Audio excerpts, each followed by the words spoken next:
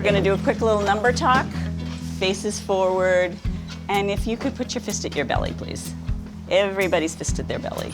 In every classroom, there are a few kids whose hands will go up every second. So this teacher has figured out a way, by having a subtle signal, to be able to encourage participation from larger numbers of kids in the class. Everybody have fist at their belly.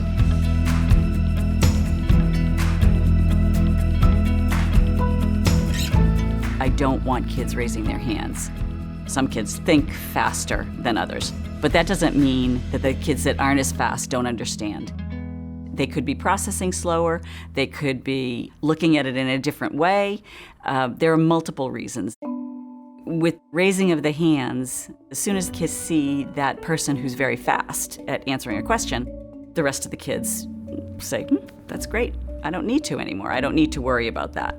We're gonna do a percentage talk. If you even have an entry point into the problem, something to contribute to the problem, you're gonna put your thumb up, okay? So I started by putting a problem on the board. So about a minute to think, and then as soon as you have some kind of something to contribute, your thumb is going up. She'll say fist at the belly, and then when you know the answer or you have a clue like how to get the answer, so you put your thumb up.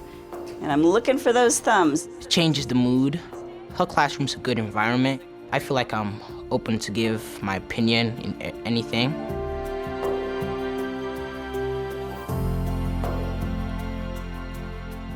See some thumbs up. Okay, can somebody help me with the entry point over on that side? So I know that half of 160 is 80. That's 50%. Abdi, 10% is 16. how do you know that?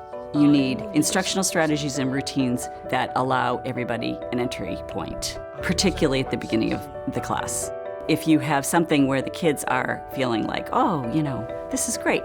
I participated today, I contributed something today. And then they go on to their next task, you have them a little bit more than you would otherwise. 50% is 80, 25% is 40. So what did we do with the 50% and the 25%? You add.